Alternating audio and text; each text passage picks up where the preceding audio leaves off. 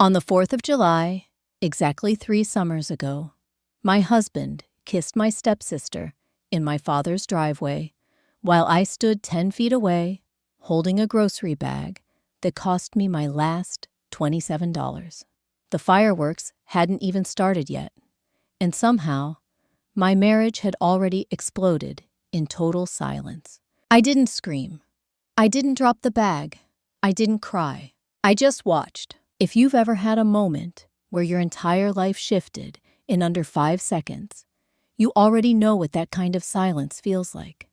And if you've ever had someone betray you so calmly, they didn't even bother hiding it, tell me in the comments. Did it hurt more? Because they didn't care enough to lie. Because that's exactly what broke me. My name is Eliza Monroe Carter. I was 29 years old that summer, working as a freelance portrait artist who made barely $2, $400 a month sketching pet memorials and wedding charcoal drawings for people who often paid late. My hands smelled like graphite and turpentine most days. My bank account rarely crossed 4 digits. And for 3 years, I thought my husband loved me anyway. His name was Daniel Carter. He used to say he admired how I could create something beautiful from nothing. He used to sit beside me while I worked and rub the smudges of charcoal off my cheeks with his thumb. He used to tell people I had real talent. Used to. The first time I saw him look at my stepsister, Victoria Hale Whitmore, his expression didn't hold admiration. It held calculation. Victoria wasn't technically my sister by blood. She was my stepmother's daughter from her first marriage. And unlike me, she had never known what it meant to be unwanted. She was born into money. She grew up in a 6-bedroom colonial house in Princeton, New Jersey. She attended private schools, where tuition cost more than my entire yearly income. By age 34, she already ran a luxury interior design firm that reported annual revenues over $18 million. Victoria didn't need anything, but she had always wanted what I had. Or maybe it wasn't what I had. Maybe she just liked taking. The first time she tried to erase me from my own life, I was 18. My father had remarried when I was 14. His new wife, Eleanor Whitmore, was elegant, controlled, and always smelled faintly of jasmine perfume and expensive coldness. At first, she called me dear. Within 2 years, she started calling me difficult. By my senior year of high school, she stopped calling me anything at all. Then, one afternoon, when my father was away on a business trip, she told me I needed to pack my things. Not tomorrow, not next week, that day. She said it calmly, while standing at the top of the staircase, like a judge delivering a sentence. You're 18 now, she told me. It's time you learn independence. What she really meant was simple. There wasn't room for me in her perfect family. Victoria stood behind her that day, arms folded, watching me with a small, satisfied smile. She didn't say a single word. She didn't have to. I left with 2 suitcases, $480 in cash from a part-time art store job, and a promise from my father that he would fix this soon. He never did, because Eleanor made sure of that. She controlled the household finances, managed his schedule, filtered his calls, and slowly convinced him that my leaving had been my own choice. By the time I realized what was happening, I was already on my own. And that was how my life had worked for over a decade. Quietly erased, quietly replaced. So when I married Daniel 3 years ago, in a small courthouse ceremony that cost $312 total, I truly believed I had finally built something that belonged only to me. No Whitmores, no step-family politics, just a simple life, until the day my father got sick. It was late June when I received the call. He had suffered a severe cardiac episode, not a full heart attack, but close. He was hospitalized at St. Mary's Medical Center, and the doctors said recovery would take months. It was the first time in 11 years he personally asked me to come home. Please, he said, over the phone, his voice thin and unfamiliar. I want to see you. I hesitated, because going back meant seeing Eleanor, seeing Victoria, seeing the house that had once expelled me like an infection. But Daniel encouraged me. "You should go," he said gently. "He's still your father." He insisted on coming with me. He said he wanted to support me. Looking back now, I realize he wasn't going for me. He was going for something else. Or someone else. The first time Daniel met Victoria was in the hospital waiting lounge. She walked in, wearing a cream-colored, tailored blazer, gold hoop earrings, and heels that probably cost more than my monthly rent. She looked polished, confident, untouchable. And when Daniel stood up to shake her hand, I saw something shift in his eyes. Not admiration, not politeness, recognition. Like he had just discovered an entirely different world existed. A world he suddenly wanted to live in. From that moment on, the air between them felt charged in a way I couldn't name yet. They spoke too easily. They laughed too naturally. They made eye contact too long. At first, I told myself I was imagining it, because the alternative was too painful to consider. But then came the 4th of July, the driveway, the grocery bag, the kiss. Daniel didn't even look ashamed when he saw me watching. He just exhaled slowly, like someone relieved a secret no longer had to be hidden. And Victoria, she smiled. Not nervously, not apologetically. She smiled like she had just won something she believed was always hers. That night, Daniel told me he was leaving, not because he didn't love me anymore, but because in his exact words, "I can't keep living small, as if loving me had been a limitation, as if loyalty had been a burden, as if I were just a temporary stage in his life before something bigger came along." And Victoria stood beside him when he said it, silent, calm, victorious. I didn't argue. I didn't beg. I didn't even cry. Because in that moment, something inside me went completely still, like a lake freezing overnight. 3 months later, my father died. And the day after his funeral, a lawyer I had never met called me with news that would change everything. News so shocking that even now, when I say the number out loud, it still feels unreal. $120, 0000000. And the strangest part, Victoria and Eleanor didn't know. Not yet, but they were about to find out, in the worst possible way. 3 days after my father's funeral, at exactly 9:15 in the morning, I sat alone on a cracked leather chair inside a Manhattan law office while a stranger slid a folder across the table and told me I was worth $120, 0000000 on paper. I didn't touch the folder for a full 30 seconds, because the last time I'd heard a number that big, it had been Victoria bragging about her firm's annual contracts at Thanksgiving 11 years ago, the same night she told me I should consider a more realistic career than drawing faces for strangers. Funny how life circles back. If you've ever had someone spend years treating you like you were insignificant, and then one day the truth flips completely, I want to ask you something.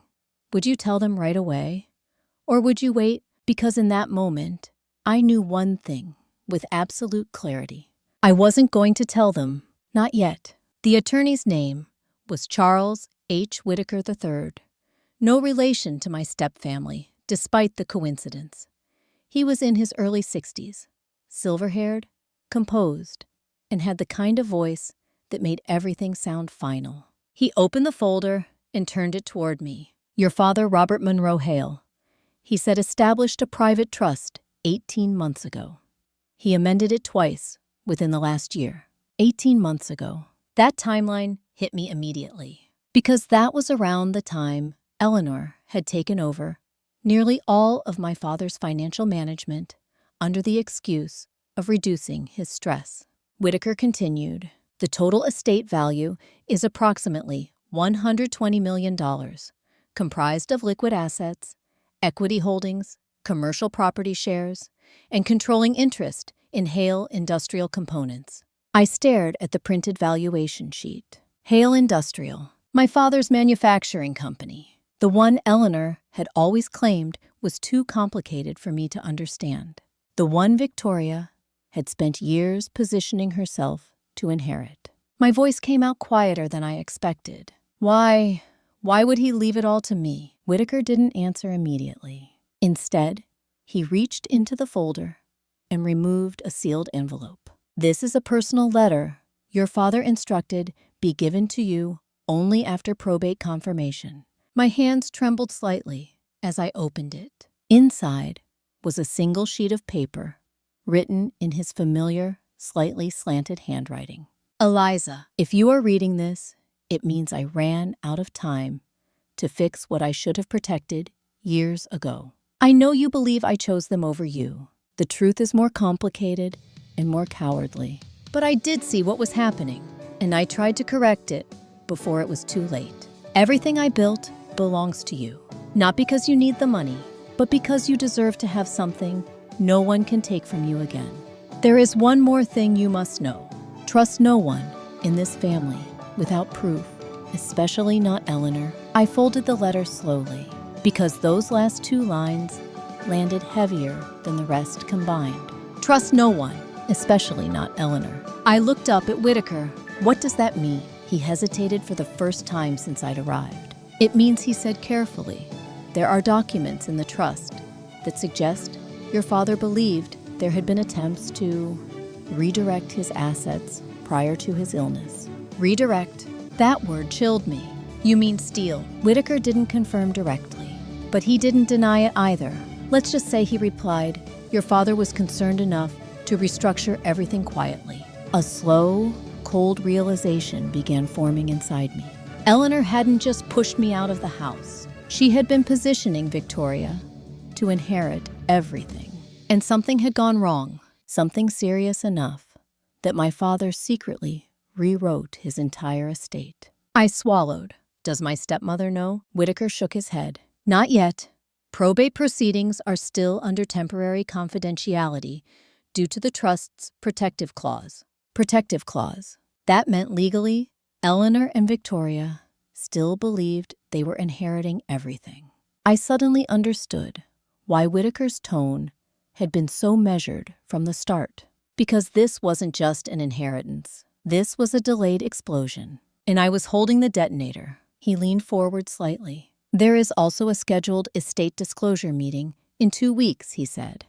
All immediate family members will be present. 2 weeks? I immediately pictured Victoria sitting at that polished conference table, expecting to claim what she believed was hers. I pictured Eleanor's composed smile, their certainty, their entitlement. And for the first time since the 4th of July, I felt something other than numbness. Not anger, not sadness, something colder. Control. Whitaker closed the folder. In my professional experience, he said, situations like this often become contentious. Contentious. That was an understatement, because Eleanor Whitmore didn't lose gracefully, and Victoria never accepted defeat quietly. I exhaled slowly. What happens if they try to challenge it? Whitaker met my eyes. They can file a contest, he said. But your father's documentation is extremely thorough. He anticipated resistance. That phrase again, anticipated, which meant he had known exactly who he was protecting me from. I thought about the night I was forced out at 18. The years of silence, the way Eleanor had always maintained perfect control over every narrative. And suddenly, something clicked. This wasn't just about money. It never had been. It was about power, about who got to decide who mattered. And for the first time in my life, the answer might finally be me. Whitaker slid another document toward me. This, he said, is something you should review privately. It was labeled Confidential Supplement, Access Restricted to Beneficiary. I opened it, and within seconds, my heartbeat spiked. Because inside was a timeline of financial transactions, property transfers, and something that looked very much like attempted asset diversions signed under Eleanor's authorization. Some entries were flagged in red. One in particular stood out. A transfer request dated 6 months before my father's hospitalization. Amount $38,500 000. Destination Whitmore Holdings, LLC. Victoria's company. I looked up sharply. Whitaker's expression was calm, but his eyes told me everything. "This," he said quietly, "is why your father moved quickly." I stared at the page, at the signature, at the date, at the undeniable evidence that something far darker had been happening behind closed doors. And suddenly, I understood why my father had written that warning. Trust no one, especially not Eleanor, because this wasn't just family betrayal. This was attempted financial sabotage on a scale that could destroy reputations, companies, and lives. I closed the file slowly, and one question kept echoing in my mind. Did Victoria know about this, or had she been part of it all along? 2 weeks after my father's funeral, at exactly 2:00 in the afternoon, I walked into a glass-walled conference room in downtown Newark, carrying a $40 thrift store handbag that held documents capable of destroying 2 people's lives. Neither of them knew it, and they both smiled when they saw me. If you've ever watched someone greet you warmly while secretly believing they've already beaten you, you know that particular kind of smile. It isn't kindness. It isn't even fake politeness. It's victory, rehearsed in advance. Victoria stood first. "Eliza," she said smoothly, stepping forward in a tailored navy dress that probably cost more than my yearly grocery budget. "I wasn't sure you'd come." Her tone carried that familiar mix of sweetness and condescension, like she was speaking to a distant cousin who didn't quite belong in the room. Eleanor remained seated at the long, polished table, hands folded neatly, posture perfect as always. She didn't smile. She simply observed me, assessing, calculating, the same way she had when I was 18, standing on that staircase while she quietly erased me from my own home. Only this time, I didn't feel small. I took my seat across from them. Between us sat Charles Whitaker and 2 junior associates, along with a thick stack of estate documents. And for a brief moment, the room fell into a silence, so tight it felt like a wire pulled to its limit. Victoria broke it first. "We've all been through a difficult time," she said, voice measured. "But I'm sure Dad would have wanted everything handled efficiently." Dad, she'd started calling him that only after Eleanor married him. Before that, she'd always used his first name. Robert, I remembered, because I used to count how many times she said it like a child, trying to understand her place in a new family hierarchy. Whitaker cleared his throat. "Thank you all for attending," he said.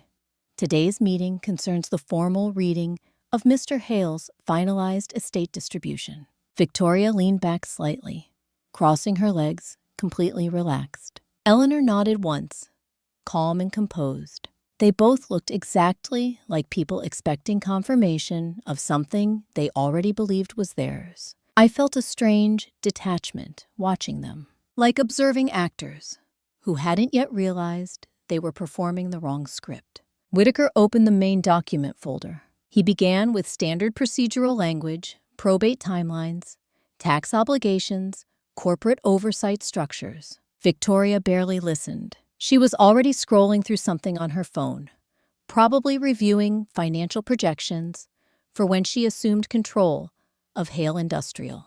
Eleanor's attention remained sharper. Her eyes flicked across each page Whitaker referenced. And for a moment, I saw something unexpected. Not confidence, tension. A very small, very controlled tension. Then, Whitaker reached the section that mattered. He adjusted his glasses. In accordance with the final amendment, dated 8 months prior to Mr. Hale's passing, he said the entirety of the estate is assigned to the sole beneficiary, Miss Eliza Monroe Carter. The silence that followed didn't feel like a pause. It felt like gravity had stopped working. Victoria's phone slipped slightly in her hand. Eleanor didn't move at all. For exactly 3 seconds, neither of them reacted. Then Victoria laughed. Not nervously, not in disbelief. She laughed the way someone does when they assume they've heard something absurd. "I'm sorry," she said, shaking her head.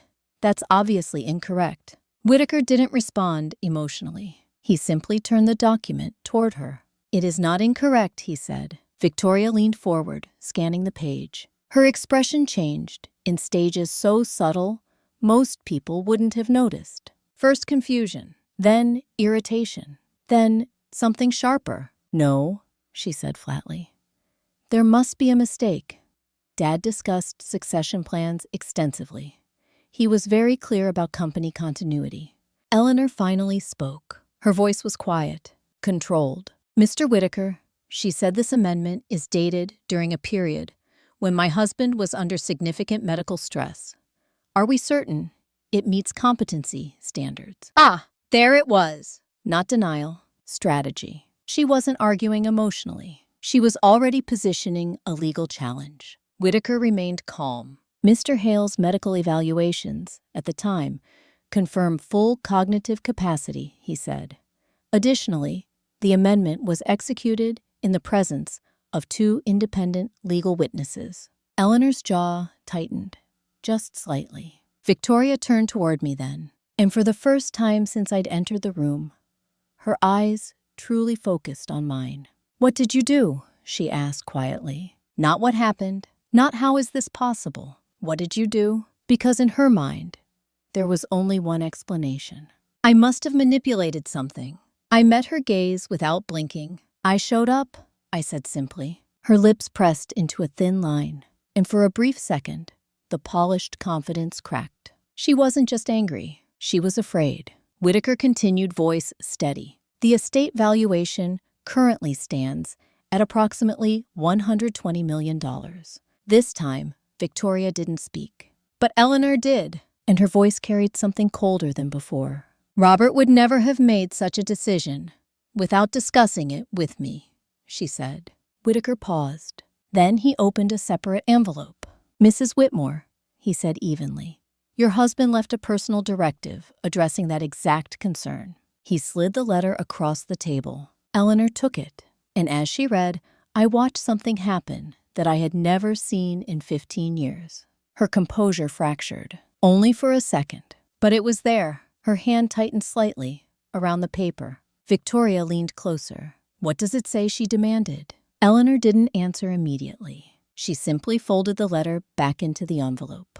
And when she finally looked up at me, her eyes were no longer cool. They were sharp, dangerous. Because in that moment, she understood something I had only begun to grasp myself. This wasn't just about inheritance. This was about exposure, about secrets, about years of quiet manipulation that might finally come into the light. Whitaker closed the folder. "As of today," he said calmly, "Miss Carter holds full legal authority over the estate." Victoria stood abruptly. "This isn't over," she snapped. Eleanor didn't stand. She didn't raise her voice. She just kept looking at me, as if measuring something, calculating next moves. And before leaving the room, she said one sentence that made a cold knot form in my stomach. "You should review everything very carefully, Eliza," she said softly. "Because your father didn't just change his will." She paused, and then added quietly, "He was trying to warn you." The door closed behind them, and for the first time, I realized something even more unsettling than the inheritance itself. There was still a part of this story I didn't understand, something my father had seen before he died, something serious enough to make a man rewrite a $120 million estate in secret. And whatever it was, Eleanor clearly knew exactly what it meant. 10 days after the estate meeting, at 6:32 in the morning, I received a certified letter demanding I surrender all improperly obtained assets within 72 hours or face a full legal contest funded by what the document called Unlimited Family Resources. The return address read, Whitmore and Hale Family Council. I hadn't even finished my first cup of instant coffee. If you've ever had someone try to bully you into giving up something legally yours, not with yelling, but with polished threats, wrapped in formal language, you know how cold that kind of intimidation feels. It doesn't come like a storm. It comes like frost, quiet, methodical, meant to make you doubt your own footing. I read the letter twice before setting it down. It wasn't emotional. It wasn't angry. It was strategic. They were moving fast, faster than I expected. And that told me something important. They were scared, because if Eleanor truly believed she could win easily, she wouldn't be rushing. She would be patient, controlled, certain. But this letter reeked of urgency, which meant one thing. The trust's confidentiality window was still protecting me. And she was trying to break me before the full documentation became public record. I called Whitaker immediately. He answered on the second ring. "I assume you've received the contest notice," he said calmly. "Yes." "Good," he replied. "Good." That word startled me. "Why is that good?" I asked. "Because it confirms what we suspected," he said. "They're not challenging out of confidence.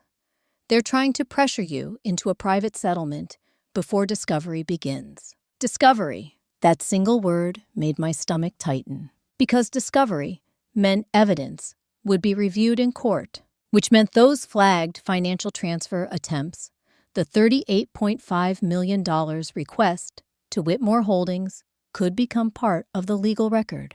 And if that happened, Eleanor's reputation wouldn't just crack, it could shatter. "Are they allowed to threaten me like this?"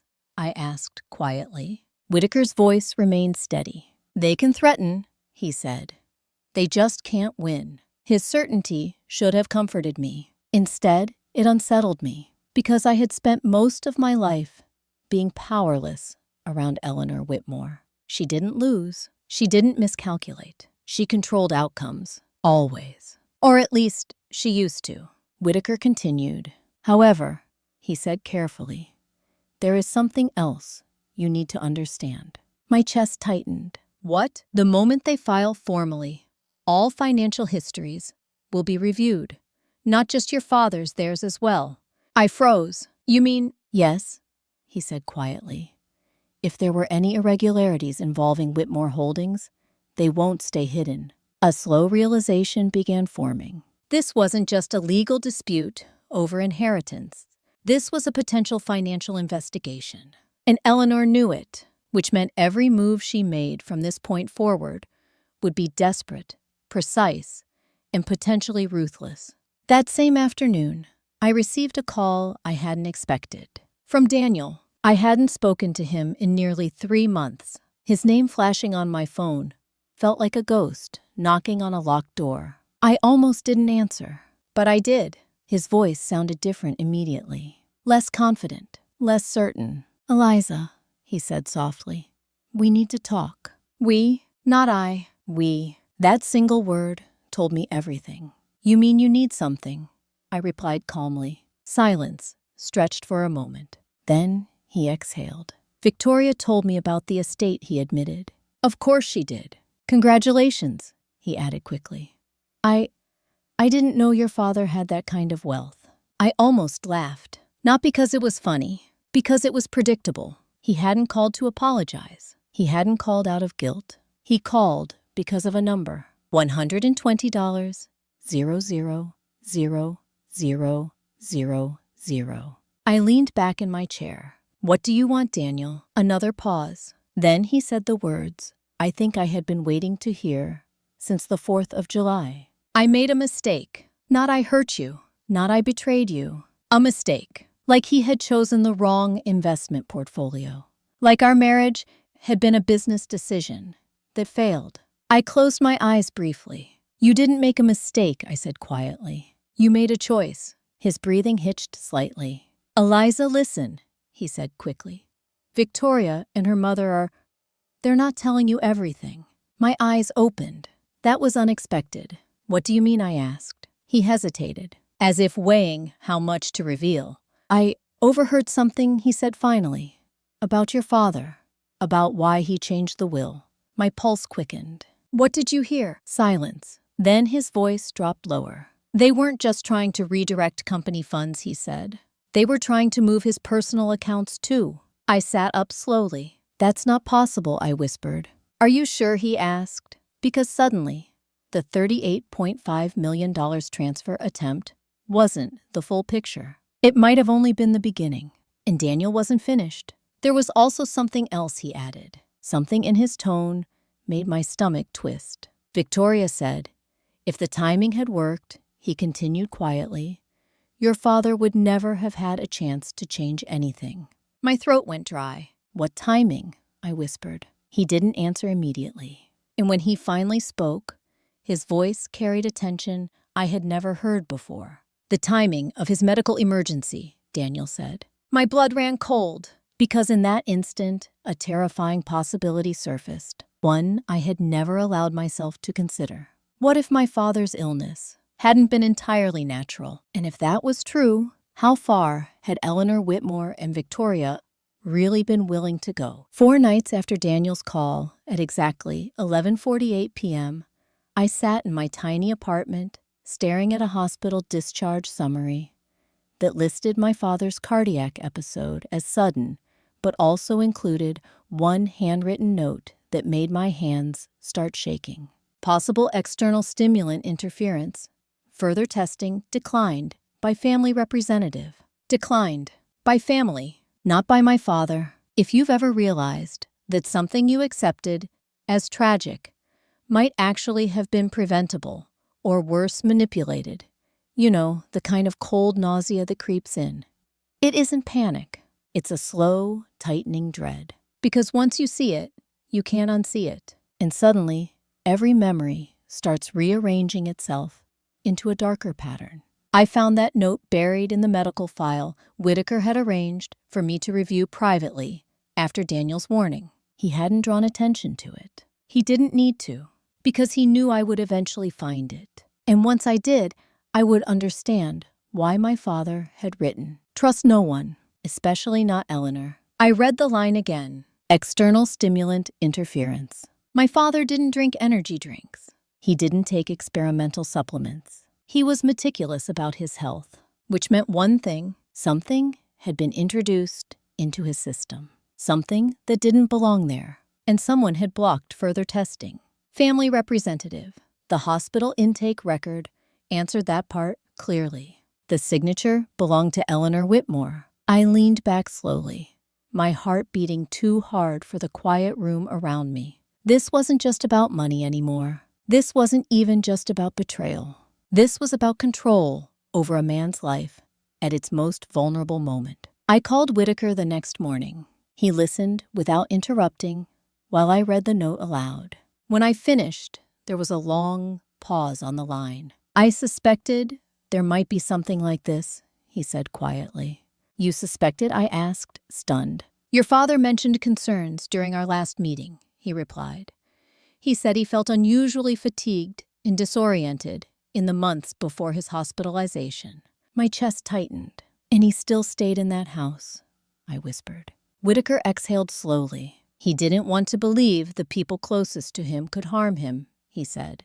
That sentence landed heavier than anything else, because I understood that feeling too well. The instinct to protect the illusion of family, even when the truth is already cracking underneath. Is this criminal? I asked. Another pause. It could be, Whitaker said carefully.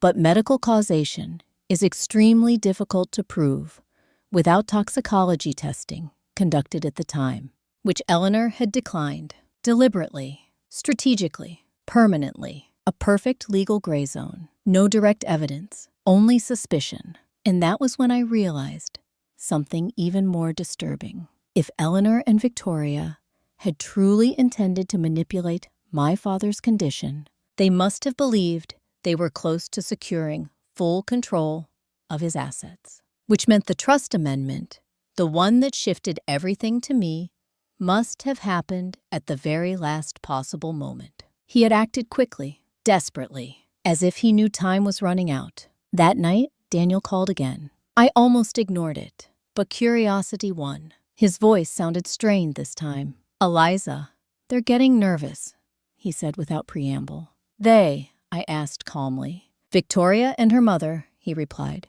They're arguing constantly now. I stayed silent, letting him talk. They thought they could pressure you into settling, he continued.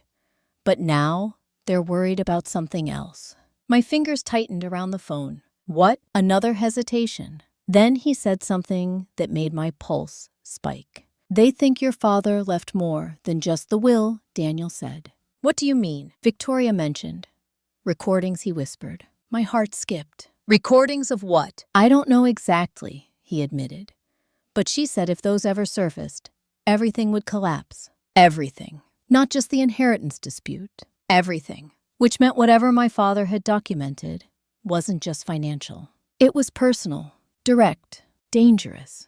A memory flashed suddenly. Something I had almost forgotten. 6 months before his hospitalization, my father had called me late one night, something he never did. He sounded unusually tense. Eliza, he had said quietly, if anything ever happens to me, promise me you'll look inside my studio desk. His studio, the small workshop behind the house, where he used to design mechanical prototypes long before Eleanor ever entered his life. I had dismissed the conversation at the time, assumed he was being dramatic. But now it felt like a message sent across time. A breadcrumb he hoped I would eventually follow. I spoke slowly into the phone. Daniel, is the studio still there? He hesitated. Yes, he said. Victoria never uses it. It's locked most of the time. My breathing steadied, because something inside me shifted in that moment. For months, I had reacted, endured, survived. But now, for the first time since I was 18, I felt something else rising inside me. Not anger, not fear, intent. I ended the call with one simple sentence. Thank you for telling me. And before he could say anything else, I hung up. Because Daniel had finally served his purpose. He wasn't a partner. He wasn't an ally. He was just another loose thread in a story that was slowly unraveling. That night, I opened my father's letter again. The line I had overlooked before now stood out sharply. There is one more thing you must know. Trust no one in this family without proof. Proof, not suspicion, not emotion. Proof, which meant my father hadn't just feared what they were doing. He had prepared for it. And somewhere hidden in that locked studio, there was something he wanted me to find. Something powerful enough that even Eleanor Whitmore was afraid of it. I stared at the clock, 1:17 a.m., and I knew I wouldn't be sleeping, because the next time I stepped into that house, I wouldn't be going back as the unwanted daughter. I would be going back as the only person who could expose the truth. The only question was, what exactly had my father left behind, and how dangerous would it be to uncover it? 7 days after I found the hospital note at exactly 3:40 in the afternoon, I stood outside my childhood home, holding a key that hadn't worked in over a decade, and a court-issued authorization letter that meant for the first time in my life, I didn't need permission to walk through that front door. The house looked exactly the same. 6 white columns, dark green shutters, the same stone pathway I had dragged my 2 suitcases across at 18, while trying not to cry. Only this time, I wasn't being pushed out. I was walking in with legal authority. If you've ever returned to a place where you were once powerless, not to beg, not to argue, but to quietly reclaim your footing, you know the strange calm that comes with it. It isn't triumph, it's clarity, because you finally see the place for what it really was. Not home, just a stage where you were never meant to win. The front door opened before I could knock. Eleanor Whitmore stood there, perfectly composed, in a pale gray blouse, as if she had been expecting me down to the minute. She didn't look surprised. She didn't look angry. She looked prepared. "Eliza," she said calmly. I wondered how long it would take. Her voice carried no warmth, but it also carried no hostility, which made it far more unsettling. Because Eleanor didn't waste emotion. She calculated. Always. I held up the authorization letter. "I'm here to retrieve personal property belonging to my father," I said evenly. Her eyes flicked briefly to the document, then back to me. "You always did prefer formalities," she replied softly. That was a lie. I had learned formalities because of her. Because without paperwork, signatures, and witnesses, she had spent years rewriting reality to suit herself. She stepped aside without another word. And just like that, I walked back into the house I had been forced out of 11 years earlier. The air smelled the same. Jasmine, polish, something faintly sterile, like a place designed to look perfect rather than feel lived in. Victoria wasn't home. I knew because her car wasn't in the driveway. And that absence made everything easier, or at least less explosive. Eleanor followed me down the hallway at a measured distance. "You've caused quite a disruption," she said quietly.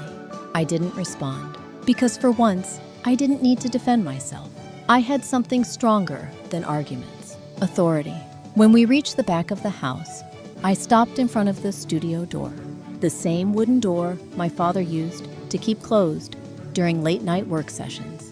The same door I used to sit outside as a teenager, listening to the faint hum of machinery and feeling safe, simply knowing he was nearby.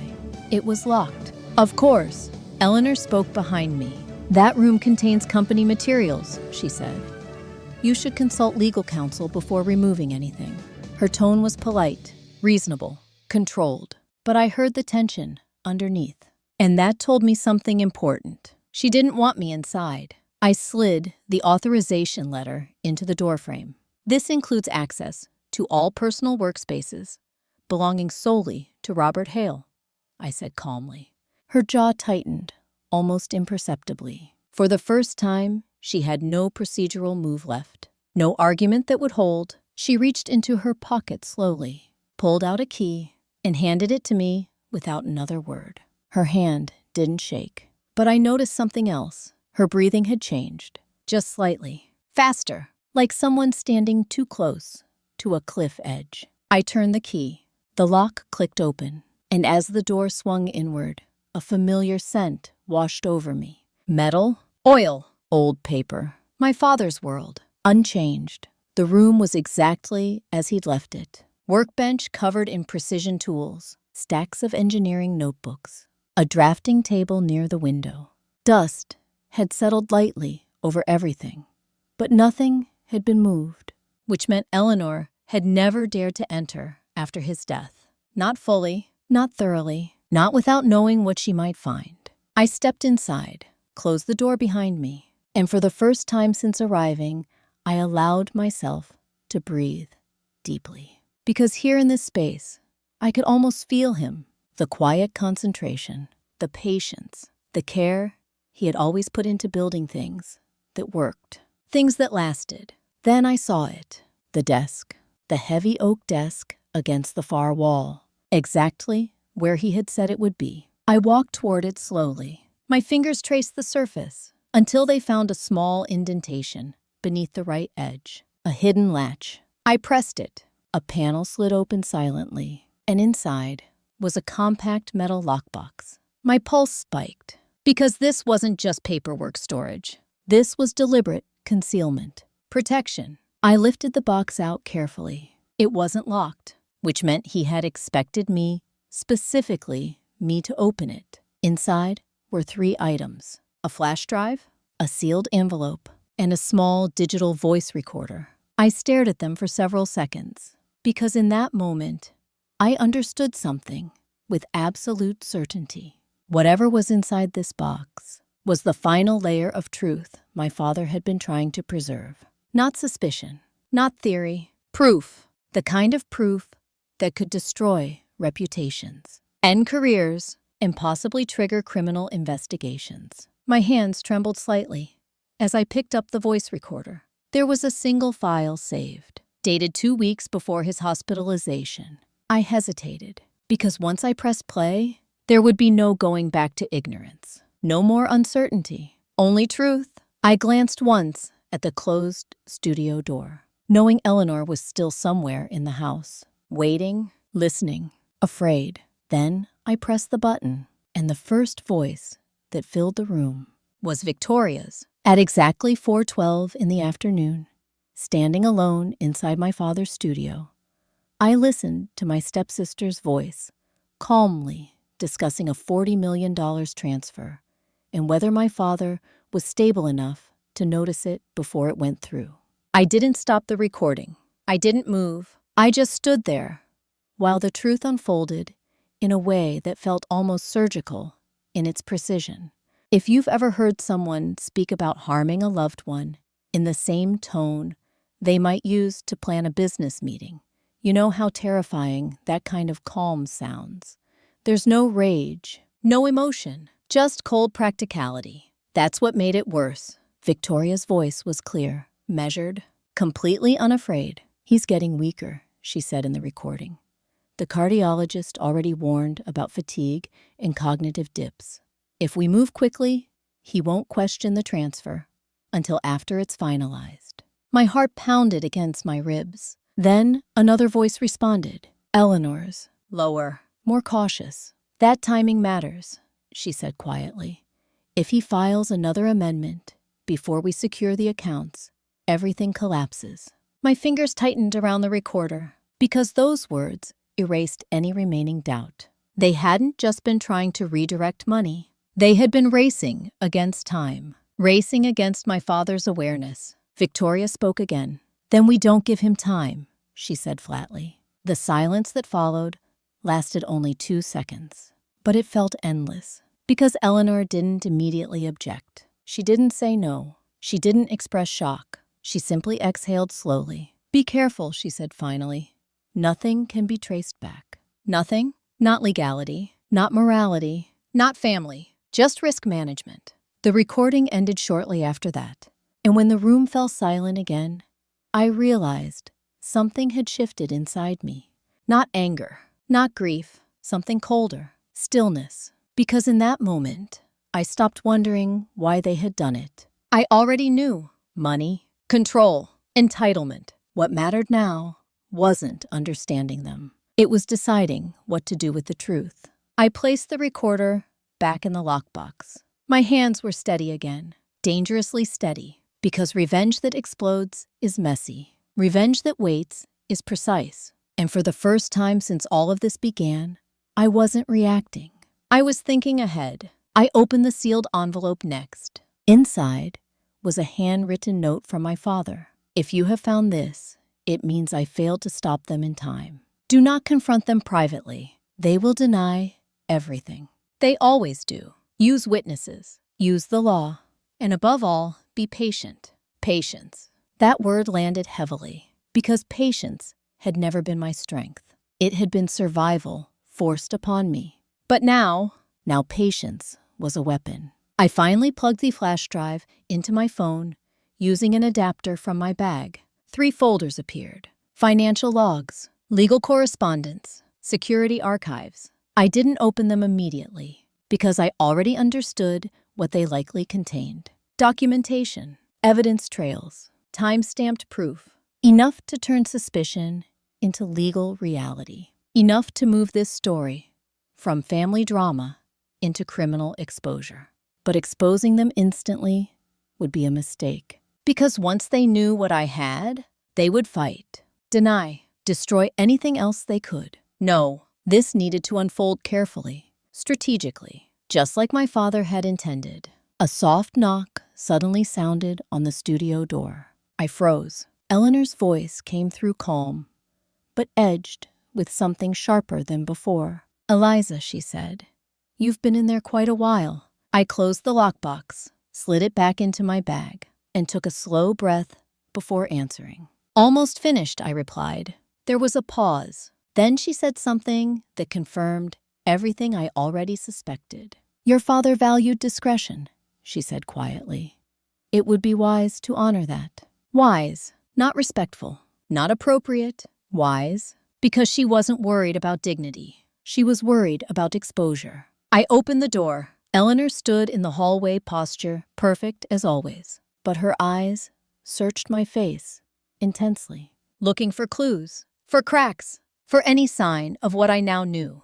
I gave her nothing, just calm, just neutrality, just silence, and that unsettled her more than any confrontation ever could. "You found what you came for?" she asked. "Yes," I said simply. She nodded slowly, then spoke one final sentence before turning away. "You should be careful what conclusions you draw," she said.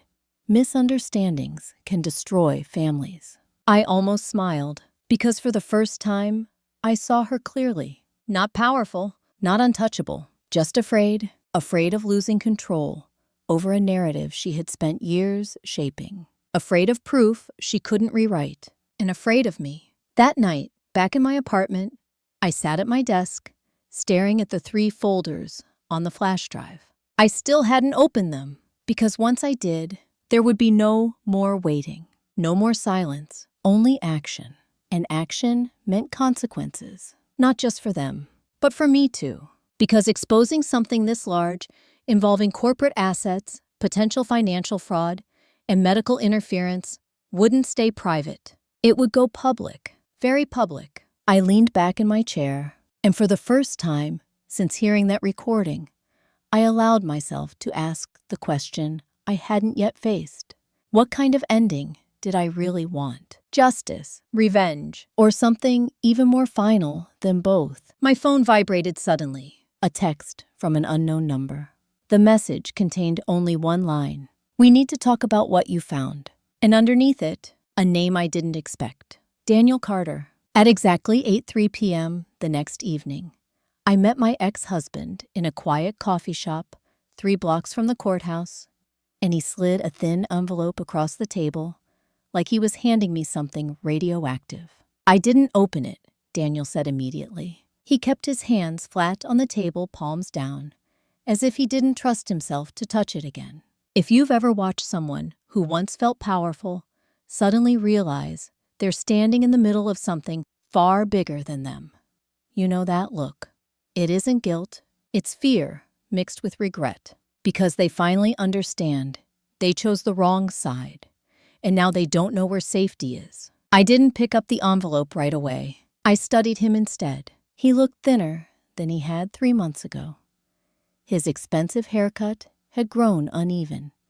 The expensive watch Victoria had once proudly gifted him was gone. Small details, but they told a clear story. His life with her hadn't turned out the way he imagined. "What is it?" I asked calmly. Daniel swallowed. "It came to Victoria's office this morning," he said. "No return address. Just her name typed on the front." "Then why do you have it?" He let out a short, bitter breath. "Because she panicked when she saw what was inside." That got my attention. Slowly, I pulled the envelope toward me and opened it. Inside was a printed photograph. Not recent, grainy, taken from a security camera angle. It showed a hospital hallway, date stamp visible in the corner, 2 weeks before my father's cardiac episode.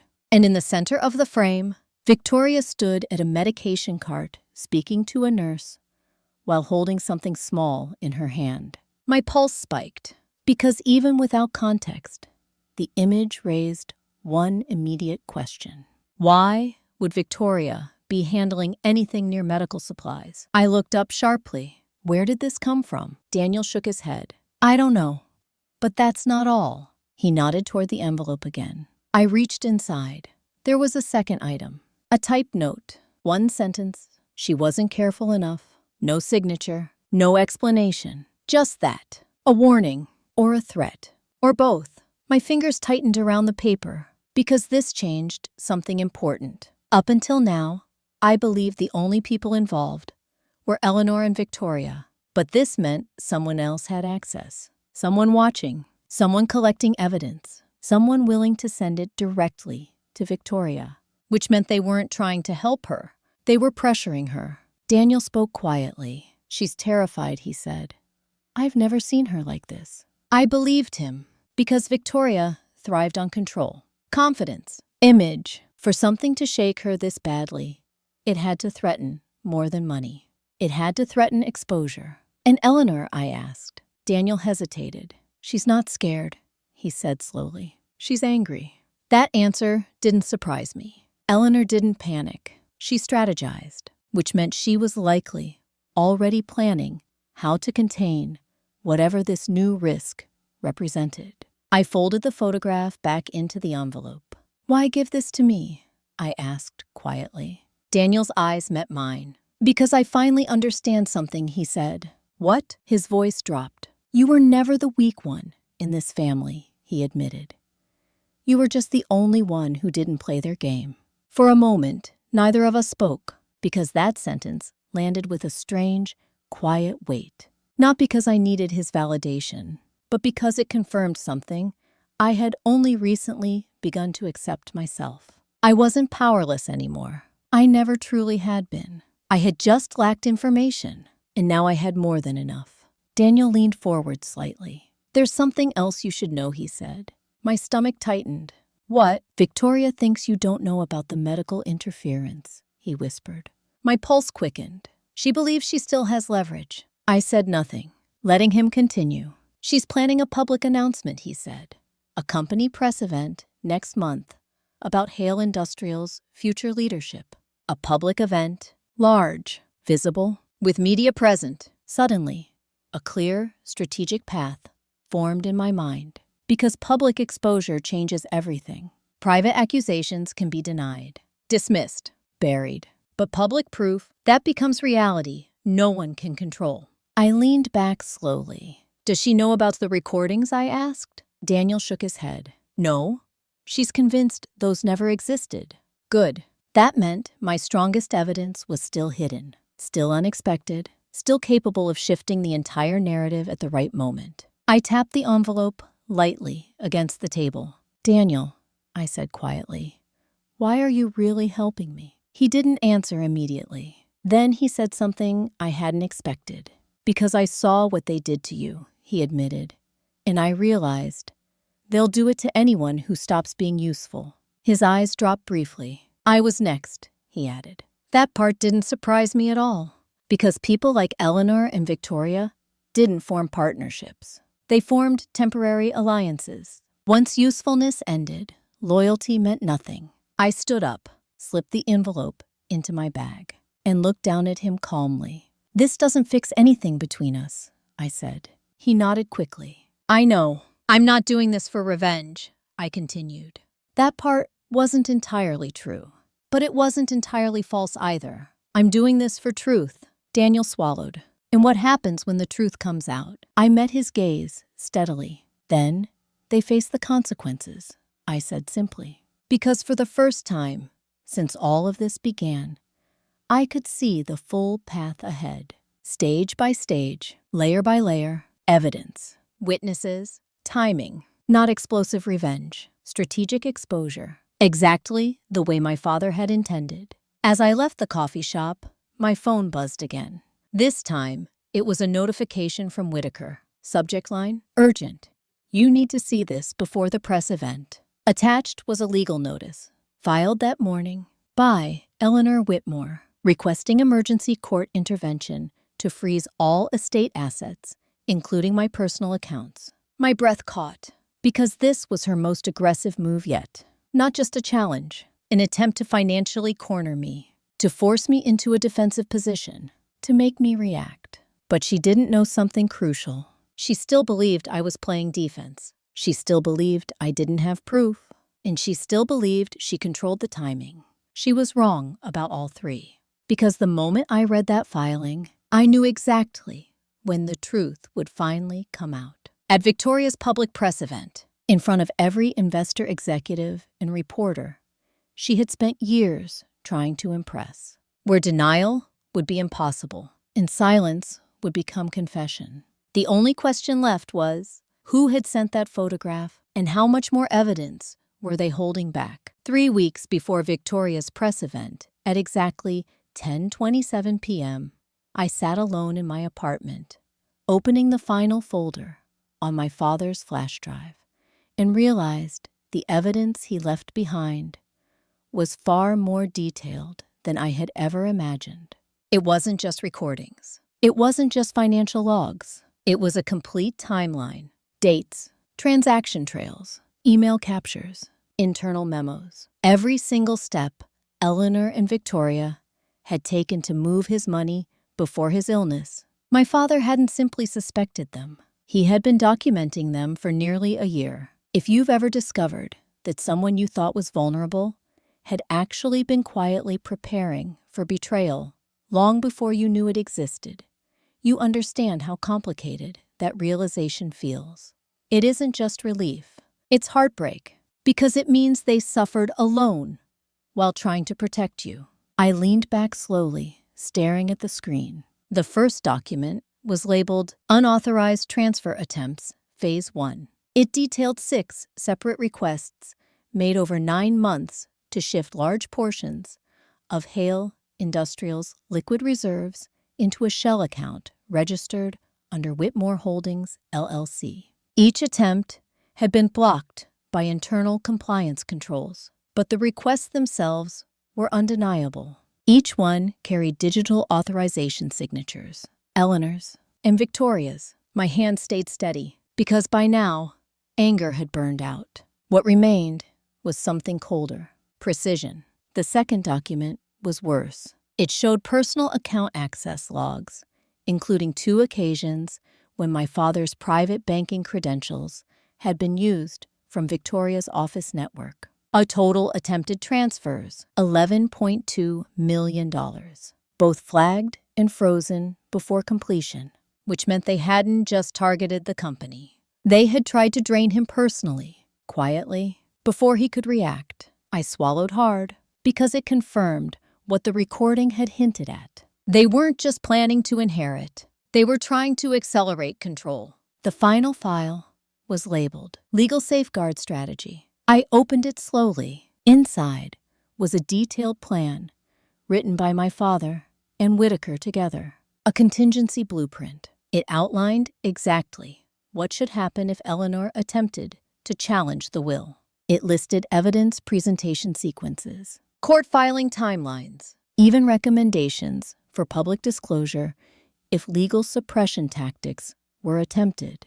My father hadn't just prepared defensively. He had prepared for exposure, and at the bottom of the document in his handwriting was a single sentence. Truth is strongest when it is witnessed. Witnessed, not whispered, not negotiated, seen. That was when everything clicked fully into place. The press event, Victoria's carefully staged announcement, the media presence, the investors, the board members. It wasn't just an opportunity. It was the perfect setting. Public, documented, impossible to spin afterward. Exactly the kind of stage my father meant. A soft knock startled me. I checked the time. 11:02 p.m. No one visited me this late. Cautiously, I approached the door and looked through the peephole. My breath caught because standing outside was someone I had never expected to see again. Dr. Melissa Klein, my father's cardiologist, the same doctor who had written the note about possible stimulant interference. I opened the door slowly. She looked tense, not frightened, but deeply serious. "I need to talk to you," she said quietly. I stepped aside immediately. Once inside, she didn't sit. She stood near the doorway, as if unsure how long she could safely stay. "I shouldn't be here," she admitted, "but I can't ignore this anymore." My heart pounded. "Is this about my father?" I asked. She nodded. Her voice dropped. "After his hospitalization, I tried to request a full toxicology screen," she said, "but your stepmother overrode it legally as his medical proxy." I already knew that part, but then she added something new. 2 weeks ago, she continued, a former nurse from the cardiac ward contacted me. My pulse spiked. Why? Dr. Klein hesitated. Because she recognized Victoria from a security review tied to a separate hospital audit. A cold wave ran through me. The nurse said Victoria had accessed the medication station without authorization, she said quietly. My hands clenched. Accessed? How? She used her mother's proxy badge, Dr. Klein replied. That explained the photograph, the medication cart, the timing. But here's the part you need to understand, she continued. Her voice tightened. The substance found in your father's initial blood panel wasn't random. My breath caught. What was it? She met my eyes directly. A cardiac stimulant, she said. One that can trigger severe arrhythmias in patients with underlying heart conditions. The room seemed to tilt slightly because suddenly, the worst possibility I had feared wasn't just suspicion anymore. It had a name, a mechanism, a medical explanation. Not accidental, not ambiguous, deliberate. I forced myself to speak. Can you prove it? Dr. Klein shook her head slowly. Not conclusively, she admitted. Without a full toxicology screen at the time, it's legally difficult. My shoulders sagged slightly. But then she added something else. However, she said carefully, the nurse who reported this, she's willing to testify. I froze, because that changed everything. Not just documentation, not just recordings. A direct witness, someone who could place Victoria at the medication station before the cardiac event. Someone credible, professional, independent. My voice came out barely above a whisper. Why come to me now? Dr. Klein exhaled slowly. Because when the estate dispute became public, she said, I realized the truth might finally matter. She paused, then added quietly, and because your father deserved someone to stand up for him. Silence filled the room. Heavy, final, because at that moment, the last missing piece fell into place. Financial motive, recorded intent, and now a witness connecting Victoria directly to medical interference. I closed my eyes briefly, and when I opened them again, the path ahead was no longer uncertain. It was clear the press event wouldn't just expose financial betrayal. It would reveal something far darker, something Victoria and Eleanor believed they had buried forever. I looked at Dr. Klein steadily. When the time comes, I asked quietly, will she testify publicly? Dr. Klein nodded. Yes, that single word sealed everything. Because now, the truth wasn't just documented, it was ready to be seen. And once it was seen, nothing Eleanor Whitmore had built over decades would survive intact. As Dr. Klein prepared to leave, she paused at the door. One more thing, she said. I felt my chest tighten again. What? She hesitated, then spoke softly. Your father knew, she said. He told me he suspected someone close to him was trying to weaken him. My throat burned, but he didn't know who. She continued. He only knew he needed to act quickly. Act quickly. Rewrite the trust. Secure the evidence. Protect me, even while his own health was failing. After she left, I sat in silence for a long time. Because grief finally rose. Not loud, not overwhelming, just deep, quiet, like a tide that never fully recedes. But beneath it was something else. Resolve. The press event was now less than 3 weeks away. And when it arrived, the truth wouldn't just surface, it would detonate. Right in the center of the world, Victoria had spent her entire life constructing. The only remaining mystery was one that still lingered in my mind.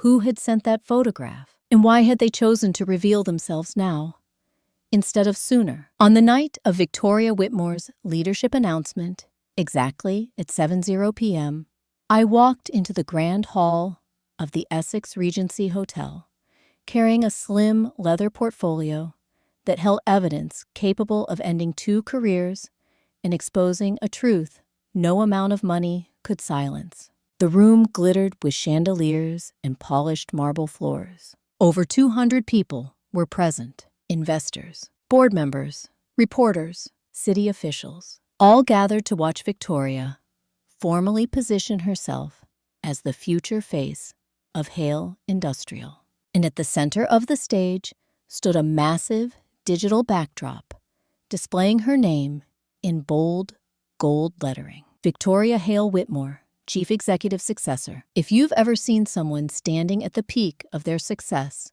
completely unaware that the ground beneath them is about to give way, you know how surreal that moment feels.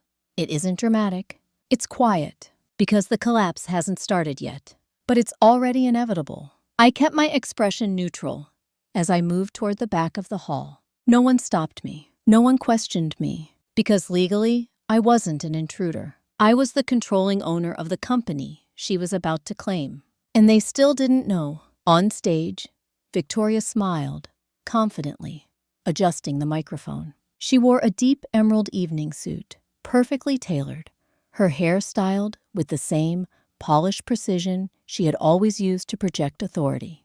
She looked untouchable, composed, certain, until her eyes scanned the crowd and found me. For a brief moment, her expression faltered, only slightly, but enough, because she hadn't expected me to come. She recovered quickly. Years of media training smoothed her reaction, almost instantly. But I saw the tension flicker. And that told me everything. She was still afraid, still uncertain about what I knew, still hoping she could maintain control. She began speaking. Tonight, she said smoothly, we honor the legacy of Robert Hale, a visionary whose leadership built Hale Industrial into a company valued at over $400 million. Applause followed. Polite, respectful, controlled, she continued. As we move forward, it is my responsibility to ensure that legacy continues with stability and confidence. Stability, confidence, words chosen carefully because she was speaking to investors who feared disruption, to stakeholders who valued predictability. She spoke for nearly 10 minutes about growth projections, about restructuring initiatives, about her commitment to maintaining market trust. And then she reached the moment she had been building toward. The estate transition process, she said, voice steady, is nearing resolution. And I can assure all stakeholders that leadership continuity remains secure. That was the lie, the carefully crafted narrative she intended to cement publicly, that nothing had changed, that control remained in her hands, that I was irrelevant. I stepped forward, slowly, calmly, and raised my voice just enough to carry across the room. That's not true. The words weren't loud, but they cut cleanly through the silence that followed. Every head turned. Victoria's face went completely still. For a moment, she didn't react, because she understood immediately. This wasn't interruption. This was confrontation. Public, documented, irreversible. I walked toward the stage, each step measured, each breath steady. The room fell into a hush, so complete it felt like the air itself had tightened. Victoria finally spoke. Eliza, she said, forcing a polite tone, this is neither the time nor the place. I stopped at the base of the stage and met her gaze calmly. You're right, I said quietly. This isn't the place for lies. A murmur rippled through the audience. Reporters lifted their phones. Cameras adjusted. Because instinctively, everyone understood something significant was unfolding. Victoria's jaw tightened. This is a private family matter, she said firmly. No, I replied. It stopped being private when it became fraud. The word landed like a dropped weight. Fraud, not disagreement, not misunderstanding. A legal accusation. Eleanor stood abruptly from her seat near the front. Her voice cut in sharp but controlled. You are out of line, she said coldly. I turned toward her, and for the first time in my life, I felt no intimidation at all. Am I? I asked calmly. I opened my portfolio and held up a document, a certified copy of the estate transfer. The legal owner of Hale Industrial, I said clearly as me. Gasps spread across the room. Investors began whispering. Board members leaned toward one another. Victoria's composure cracked visibly now. That is still under legal review, she snapped. No, I said evenly. It isn't. I handed the document to a reporter standing near the stage. Probate confirmation finalized last week. The reporter scanned the page quickly, and his eyes widened. Because official seals don't lie. The room shifted. Confidence drained from Victoria's posture. Eleanor stepped forward quickly. This is an inheritance dispute, she said sharply.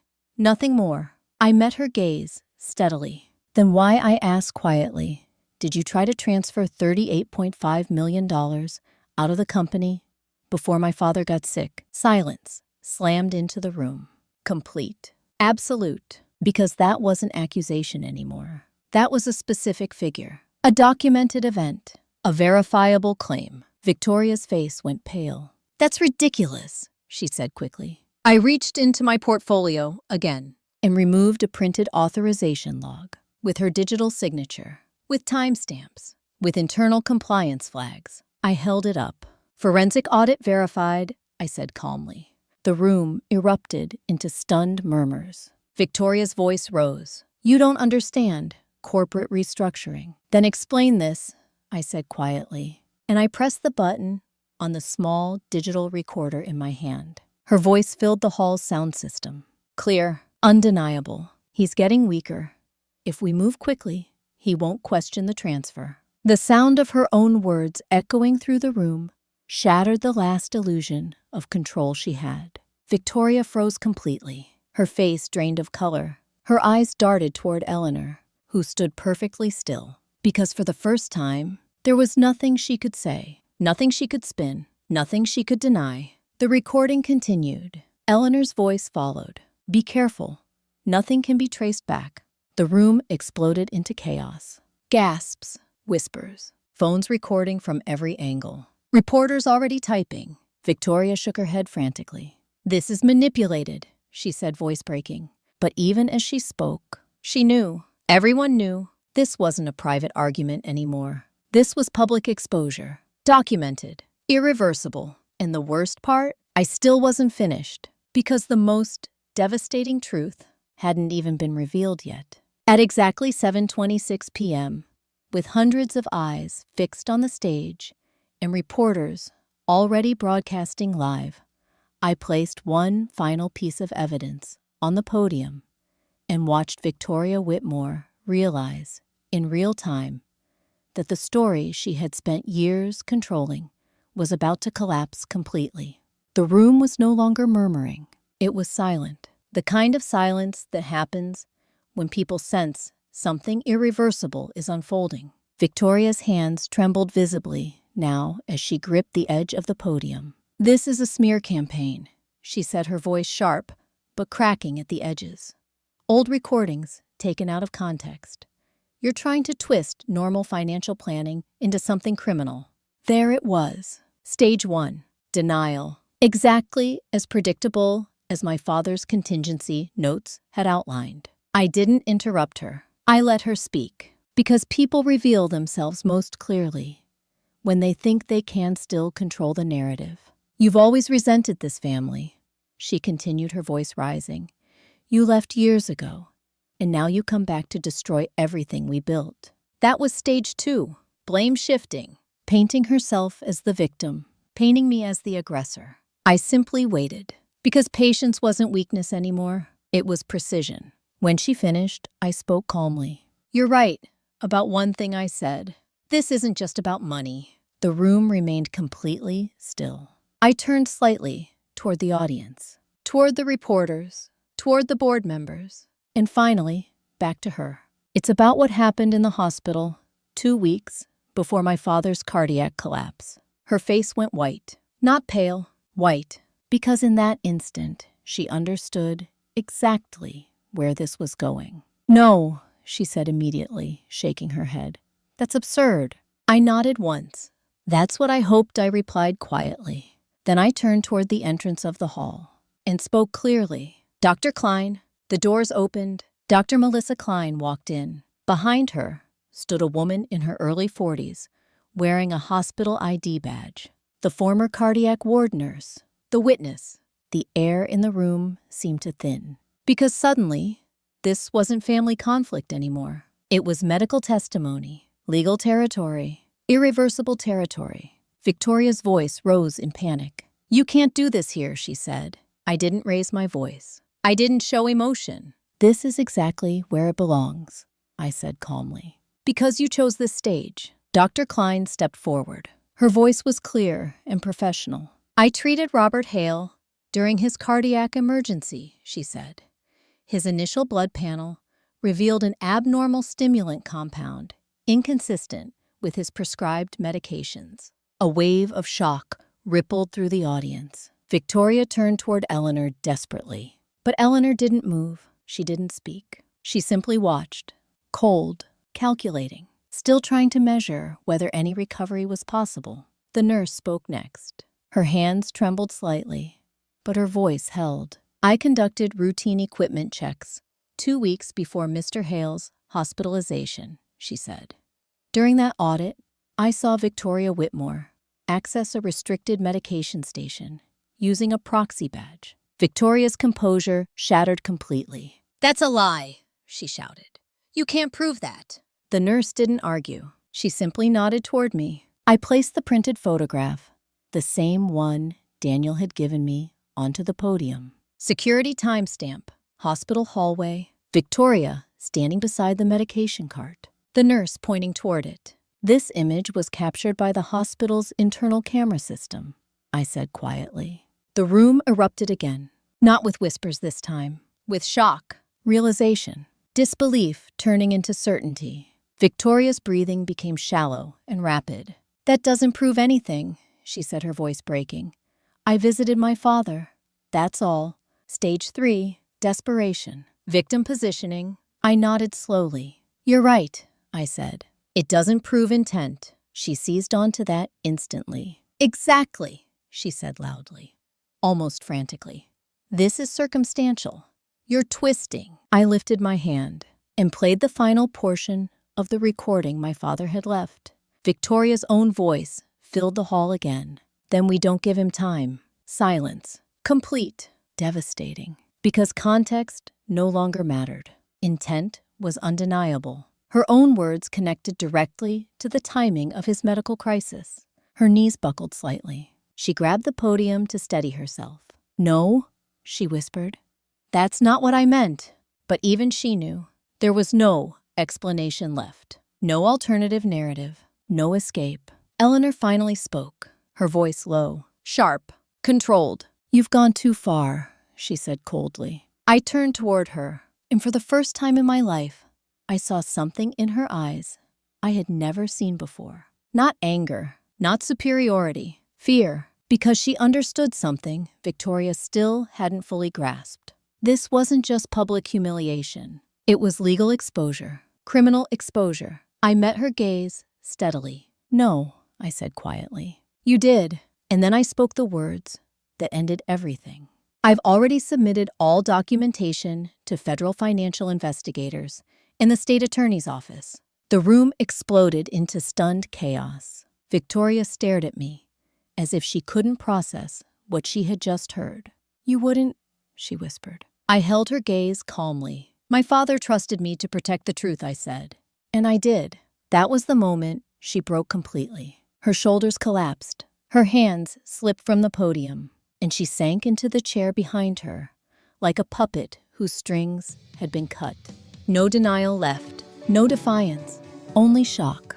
Eleanor didn't collapse. She stood perfectly still, but her face had gone rigid, because she knew the investigation would be thorough, relentless, unstoppable, and for the first time in decades, she had lost control of the outcome. I closed my portfolio slowly and spoke one final sentence into the silence. Money can buy silence, I said, but it can't erase truth. That sentence would later be clipped into headlines, into social media, into courtroom summaries. But in that moment, it simply marked the end of their narrative, the end of their power, and the beginning of consequences neither of them could stop. As I stepped away from the stage, I felt something unexpected. Not triumph, not satisfaction, just quiet. Because revenge had never been the goal. Truth had, and now it had finally been seen. 6 months after the press conference, on a quiet October morning, at exactly 7:12 a.m., I sat alone on a wooden bench overlooking the Hudson River, while autumn leaves drifted across the water, and for the first time in years, my life felt completely still. No court notices, no threatening letters, no hidden recordings waiting to be uncovered. Just quiet. The kind of quiet that doesn't come from escape. It comes from closure. If you've ever spent years surviving betrayal and then suddenly realize the fight is finally over, you know how strange that calm feels. It isn't joy. It's something deeper. Like your nervous system is learning how to breathe again. The legal aftermath had unfolded exactly the way Whitaker predicted. Methodical, public, irreversible. Within 3 weeks of the press event, federal investigators formally opened a financial fraud inquiry into Whitmore Holdings and several related shell accounts. The forensic audit confirmed what my father had documented: unauthorized transfer attempts, credential misuse, internal compliance overrides, all tied directly to Eleanor and Victoria's digital authorizations. That was the first collapse. Financial. Then came the medical investigation. While prosecutors couldn't conclusively charge attempted homicide because of the missing toxicology confirmation, They did establish unauthorized access to restricted hospital medication areas. The nurse's testimony, the security footage, the proxy badge logs. Together, they were enough to trigger felony charges related to medical fraud and unlawful interference with patient care. Victoria's arrest happened quietly at 6:40 a.m. on a Wednesday. Outside her condominium, no cameras, no spectacle, just 2 federal agents and a single unmarked vehicle.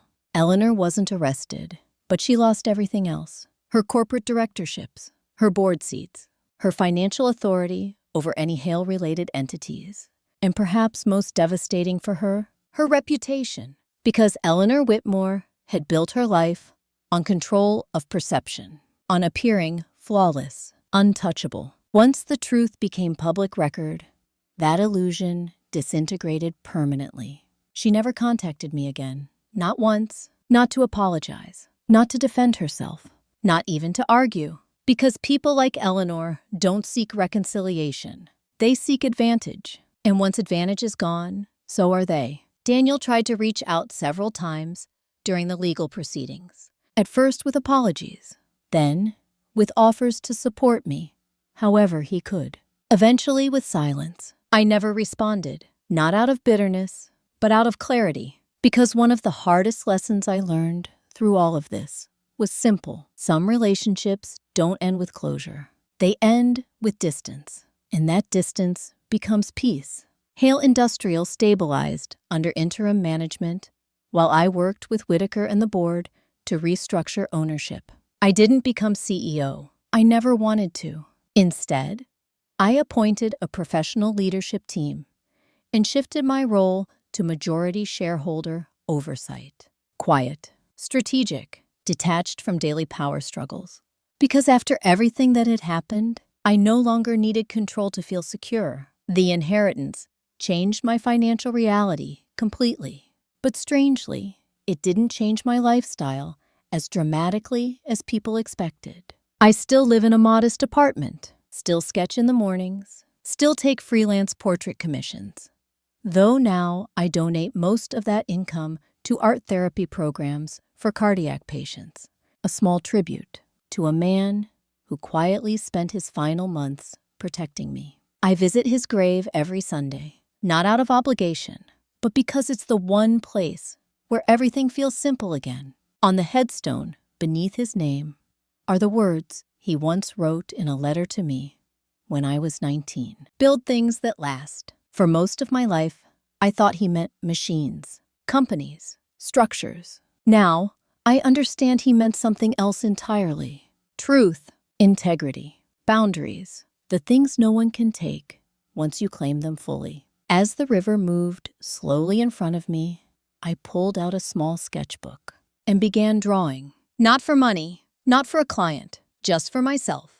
The outline of a quiet horizon, a line of trees, still water, peace. Because after everything, the betrayal, the legal battles, the exposure, the most surprising part of this entire journey wasn't the inheritance. It wasn't the justice. It wasn't even the revenge. It was this, the quiet that came after.